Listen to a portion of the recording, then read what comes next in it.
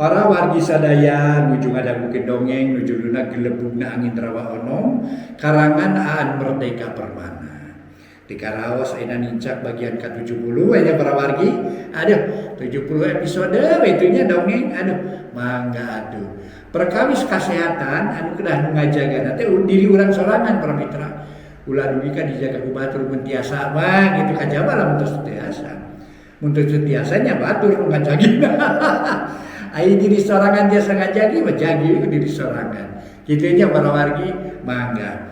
Jalmi anu seueur gerak para wargi sadaya langkung sehat. Batan anu cicingeun ku uleun gitu. Ku uleun sia magawe teh kan ngajejentul nangkep tuur cenah. Naon gitu aya ka ditu. Ngalah suluh cenah. Eta kolot mimara ngalah suluh maksud tujuan nama sangkan gerak badan urang naik para mitra ke pasir sanes ka gunung ke pasir lah geuna gunung mah naik ka tempat-tempat anu langkung luhur terus kaleuweung para mitra bari ngalah suluh eta teh gerak badan namina para mitra gerak badan olahraga kitu nya kitu upami eta gerakan-gerakan para mitra sadaya kalau mengeluarkan aturan gitu nya insyaallah para mitra cekap kami ngajaga kesehatan itunya mangga atuh mangga nyangakeun bae anu ngaraoskeun panyawat mah iwati diri urang sorangan batur moal ngarasakeun bari teh baran kade atuh cenah di paling oge kitu mangga nyangakeun dongeng judulna Gelebugna Angin Rawa Onom karangan Aan Merdeka Permana dina bagian ke-70 Wilujeng ngadangukeun.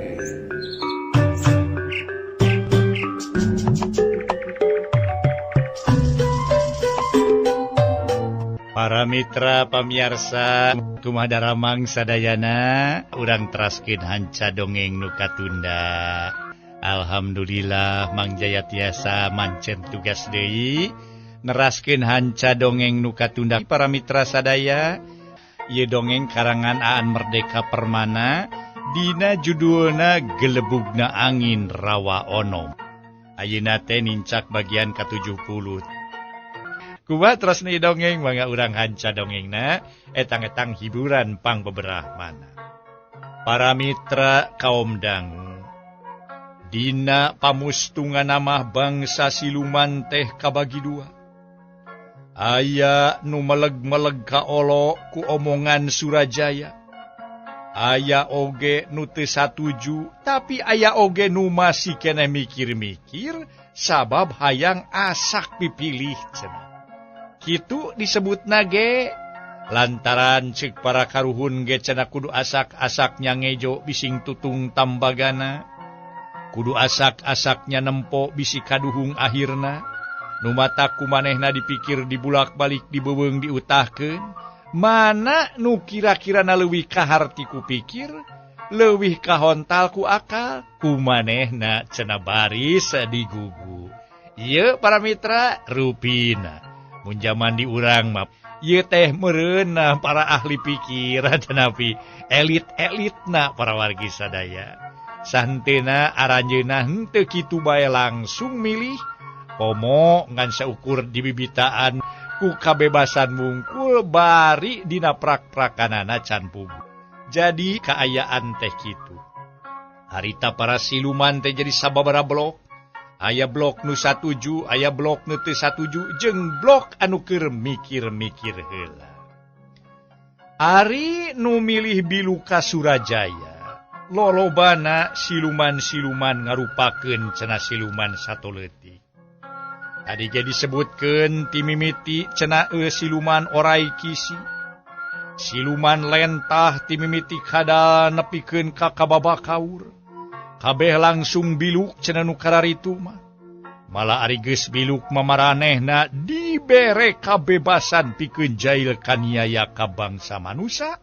Kalayan teu kudu neangan naon deui alesanana. Ari nu sapihak aya nu jejem milu kana aturan nu keur lumaku nyaeta kakara ganggu ka manusa lamun manusa nyieun kasalahan. Ari nu katilu nyaeta siluman anu kaditu kadieu embung kaditu embung kadieu embung atuh embung ganggu jeung manehna ge embung diganggu. Ganggu embung cicing embung antukna kakalayangan teu puguh gawe. Atawa cindekul cenah teu kesel-kesel jiga arca. Siluman beruk jeung siluman bueuk nu kieu contona nu aya di leuweung nu disebut rawa onom teh. Lantaran teu kabeh rawa aya leuweungna di rawa onom teh. Aya tempat-tempat nu jembet ku kakayon jeung sajabana. Malah ieu atuh cenah nu jembet ku kakayon ge bakal dibukbak ku bendara wadana ranca. Jeung deui anu cayan disaatkeun sinagaring. Pon kitu deui nu jembet ku kakayon bakal dituaran kakayona, bakal dijadikeun tempat, bakal dilelemah aya kemungkinan bisa dipake keur bumen-bumen di dinya atawa dijieun pikeun tempat model huma jeung sabangsana. Kitu cita-cita bendara wadana Raden Bratakusuma. Jeung hal ieu teh luyu jeung tugas cenah ti gubernemen. Kudu kitu kudu ngalaksanakeun eta tugas. Lantaran manehna ditugaskeun ku gubernemen, kudu kitu ngalaksanakeunana. Jadi teu salah-salah teuing mun aya nu nyebutkeun yen aya nu cilaka ku sato sawaktu milu gotong royong nyaatkeun ranca teh lain diganggu ku sato biasa tapi ku sato kajajaden nu teu ilahar teh cenah kitu tadi ge disebatkeun. Jadi teu salah-salah teuing mun aya nu nyebutkeun yen aya nu cilaka ku sato sawaktu milu gawe babarengan, sawaktu milu gotong royong nyaatkeun ranca teh lain diganggu-ganggu teuing ku sato biasa tapi estuning diganggu ku sato kajajaden nu teu ilaha. Eta teh kusabab Surajaya bisa mangaruhan sawatara siluman sato pikeun nguyup kabebasan anu samemehna teu dibikeun jeung nu salila ieu karasa jadi panyengker manehanan. Ayeuna urang tunda kaayaan di Rawa Onom anu memang meureun para siluman harita geus ngeblok. Aya nu satuju ka Surajaya, aya oge nu teu satuju manehna rek ngalaksanakeun aturan-aturan heubeul, sayagi aturan heubeul can dirobah. Atupun kitu aya nu hare-hare hirup wae cenah moal ilu biung tina urusan eta. Nu penting mah eta siluman teh bisa hirup sakumaha biasa. Kitu diantarana. Ayeuna urang caturkeun. Ayeuna urang ngabandungan kaayaan di karaton karajaan Pulo Majeti. Anu tos lami tos kaluli-luli. Ayeuna urang carioskeun deui urang guar deui. Anu baheula diteundeun di handeuleum sieum ditunda di hanjuang siang paragi nyokot ningalkeun. Mangka ayeuna urang guar deui. Anu tadi hal-hal anu aya patula patali jeung Surajaya jeung sajabana eta teh meureun pasti aya patula patalina jeung karajaan Pulo Majeti. Kocapkeun Prabu Selangkuning keur ngayakeun Sinewaka jeung para patih katut pangagung-pangagung sejena. Ari nu disinewakakeun nyaeta masalah-masalah anu anyar anu keur lumangsung di wilayah karajaan. Da ku Kangjeng Prabu oge karasa aya hal-hal aneh anu kajadian di eta karajaan. Nu matak pikeun Kangjeng Prabu perlu ngayakeun riungan, perlu ngayakeun gempungan, rek ditanya pamadegan, rek ditalek kumaha atuh katerangan, rek ditanya kumaha hasil-hasil panalungtikan jeung sajabana. Nya harita Kangjeng Prabu Selangkuning anjeunna cumarios. Kipatih Wirabangsa oge Andika Adipati Rangga, kaula hayang nampak penjelasan nu saestu. Nahnya aya sawatara patalukan urang geus mimiti wangkelang. Pang nama wangkelang kana aturan-aturan hiru anu aya di tempat urang tea. Cing atuh bejak. Nah bener eta kajadian teh. Nah kumaha? Apan urang ye geus nyieun aturan-aturan hirup anu baheula ku urang dijieun perjanjian jeung maranehanan. Cing kaula hayang meunang katerangan, kaula hayang meunang penjelasan anu eces, anu jentre, sangkan kaula nyaho anu sabenerna. Saur Kangjeng Prabu Selangkuning, Kipatih Wirabangsa oge Adipati Rangga cenok nyembah hormatna keur ka Kangjeng Prabu. Malah ari Kipatih Wirabangsa langsung nembalan sakumaha nu jadi pertanyaan nu jadi rajana tadi. Kumaha atuh harita? Jawabanana nyaeta ti Kipatih parawargi nu katelah Kipatih Wirabangsa. Dawuh timbalan kaulanun Kangjeng Prabu. Dina akhir-akhir ieu jisim abdi parantos nampi laporan ti para penggawa. Yen leres sawatara warga patalukan parantos aya nu ingkar tina palanggeran hirup anu kurang kapungkur di damel perjanjian teh kaulanun. Cik Patih Wirabangsa para mitra bari cedok nyembah. Kangjeng Raja para mitra sadaya sabada meunang kateranganna kitu ti Kipatih Wirabangsa para wargi atuh hayang leuwih eces malah nyusul tepus ku pertanyaan. Cing sebutkeun bangsa naon bae atuh? Eta nuang kelang teh Wirabangsa. Cing caritakeun ka kaula ulah aya nu diding-ding clear di sindang siloka. Blak-blakan caritakeun sajelasna. Cing kumaha. Saur Kangjeng Prabu hayang langkung engga nampi waleran ti Kipatih Wirabangsa atuh Kipatih harita teh cumarita deui. Tapi bari ngalirik anjeunna teh ka Adipati Rangga teh. Atuh terus Kipatih anjeunna teh cumarios. Cobi kuki Adi Rangga diuningakeun margina. Margi salira pisan nu langsung ngayakeun panalungtikan sanes. Mangga langsung laporan we ka Kangjeng Prabu. Naon-naon anu kantos kauninga ku Ki Adi. Mangga Ki Adi Rangga enggal grasaurkeun. Kipatih Wirabangsa ngareret ka Adipati Rangga. Atuh ari geus kaidinana kitu mah. Barabat we Ki Adipati Rangga nerangkeun hasil panalungtikan manehanana. Yen nya cenah aya sawatara bangsa patalukan nu geus ingkar tina perjanjian. Kumaha cenah para mitra laporan ti Adipati Rangga di antarana kieu.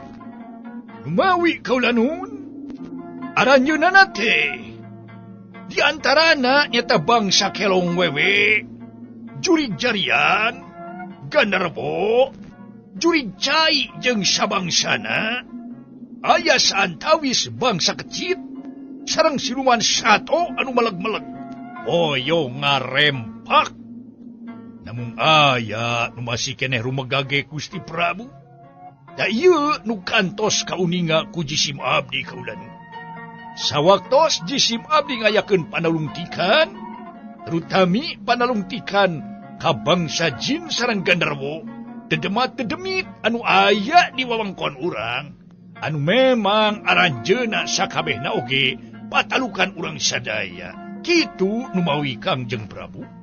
Mugi kauninga sing sakur katerangan ieu eces. Estuning langsung nu kauninga ku jisim abdi kaulanun.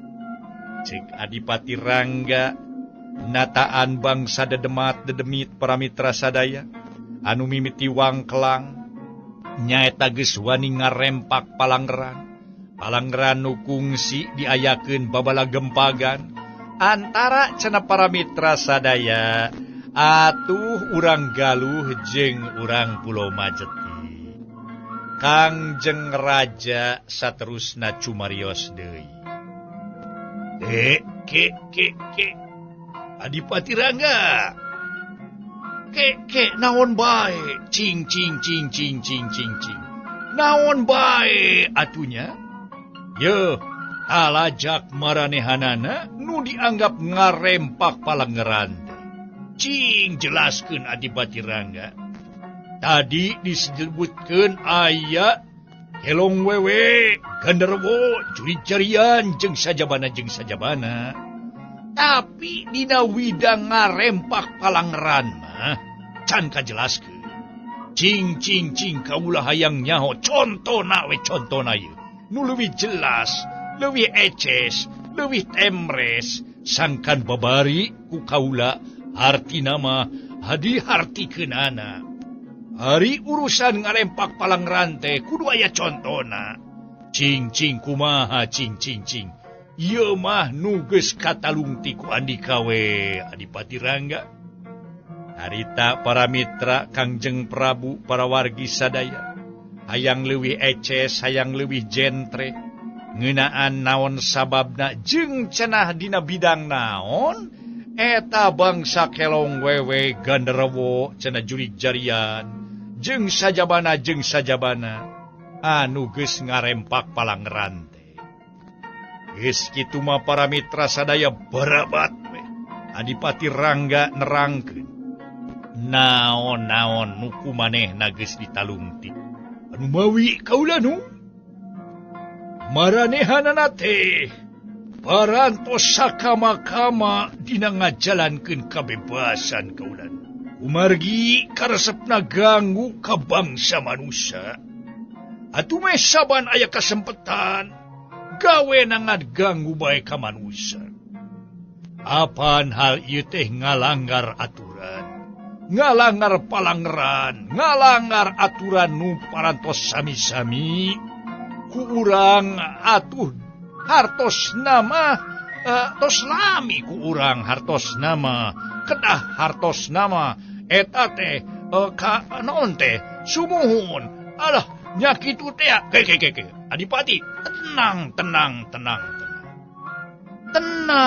Andika dina ngalaporkeunana.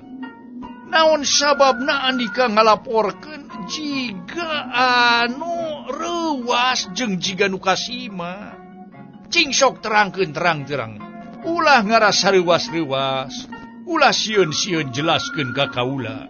Widang naon bae nu disebut ngaganggu ka umat manusia.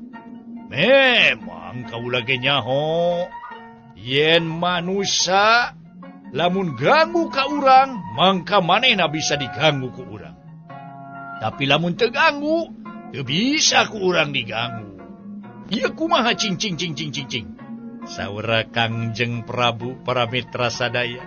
Sabada tadi nampi laporan ti Adipati Rangga jiga Adipati Rangga teh henteu hayang jelas teuing ngalaporkeun, make jeung aga eugeuk dina nyaritana. Siga anu reuas jeung sajabana.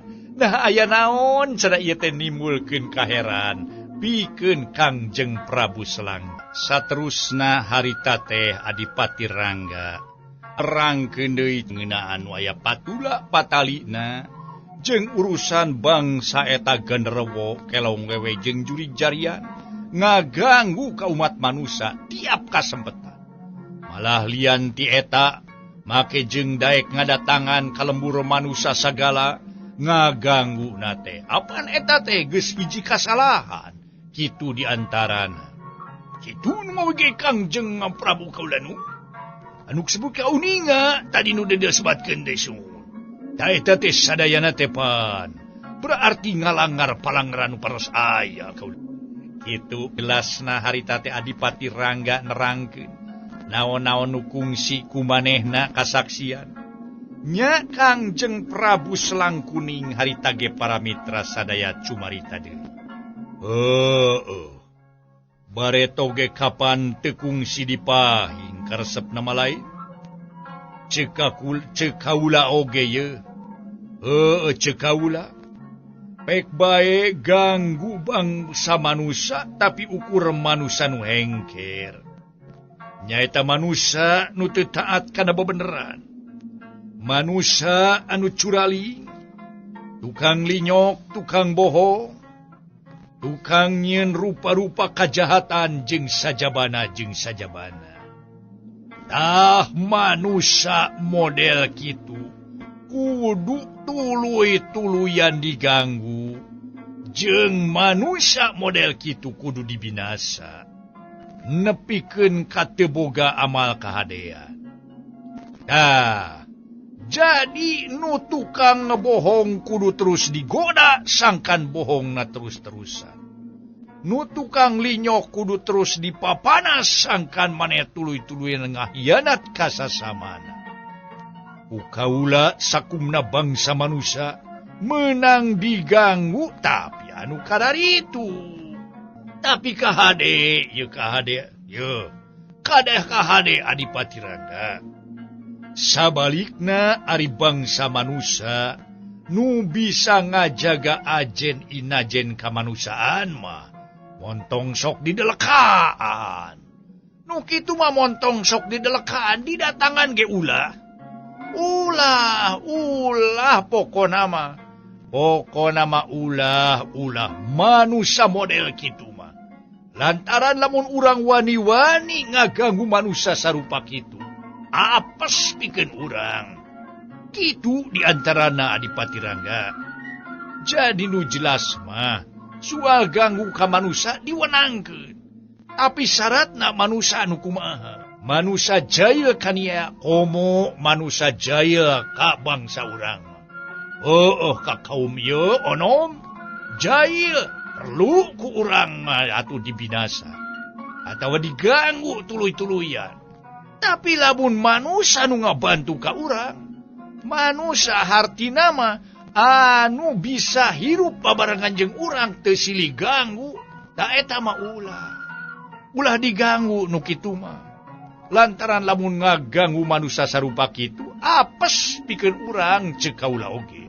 Saur Kangjeng Prabu Selang Kuning menis sababaraha kali nyebutkeun kituna teh sangkan leuwih eces, samkan leuwih jelas meureun atuh cenah kadangu kunu keur ngayakeun babalag gempagan di dina.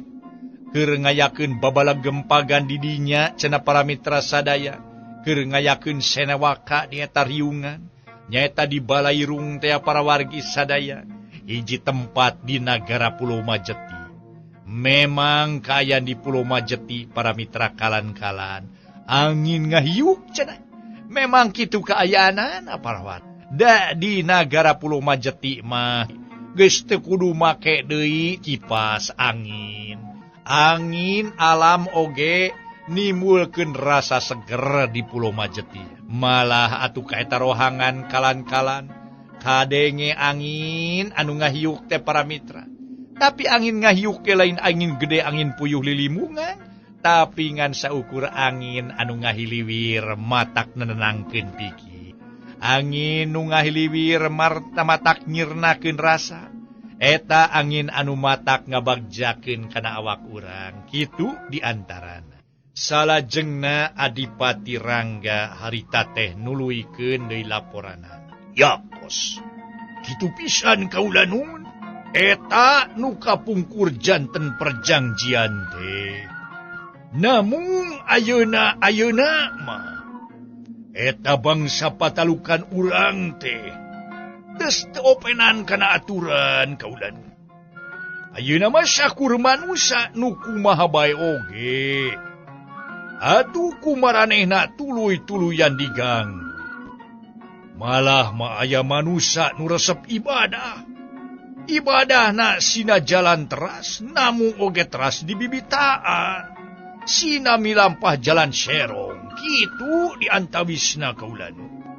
Da ieu anu janten nimbulkeun kahariwang teh, ieu mah bilih ku bisi rempan kusugan kaulanu. Bilih atuh kasauran kaulanun Gusti anu nembe disebatkeun. Di mana bangsa onom atawa bangsa siluman-siluman anu memang dikawasa ku urang sadaya, di mana siluman-siluman jadi patalukan urang ngaganggu ka umat manusia anu kitu, nimbulkeun apes pikeun urang sadaya kaulanu. Saur Adipati Rangga harita atuh Kangjeng Raja sabada ngabandungan katerangan ti Adipati Rangga anjeuna unggut-unggutan bari sapertos anu ngemutan masalah anu aya patula patalina jeung urusan kerajaan. Atuh sabada kitu oge satuluina harita Adipati Rangga malah maha tuluy nuluykeun caritana sabada Kangjeng Raja cumarios deui. Cing Adipati Rangga tuluykeun deui, cing tuluykeun deui. Cing tuluykeun deui. Kumaha tah? Naon bae tadi disebutkeun jelema tukang ibadah oge diganggu. Cing kumaha cing. Kumawi kaulanun Gusti. Janten tadi ge disebatkeun aya bangsa manusia nu resep ibadah. Ibadahna sina jalan teras, namung oge teras dibibitaan sina milampah jalan serong kaulanu. Maranehna angger sina mingpin, namung hate sareng pikiranana digoda. Sangka neangan kauntungan ti jalma nu dipingpina kaulanu. Parantos aya pamingpin anu sina saraka. Sagala dirawu, sagala disiku, kajeun batur buntung asal manehna untung. Kajeun batur cilaka asal manehna senang. Tak kitu numai oge kaulanun Gusti. Nah hal ieu teh moal matak ngabahayakeun pikeun urang sadayana kaulanun. Cek Adipati Rangga para wargi sadaya. Waktosna se.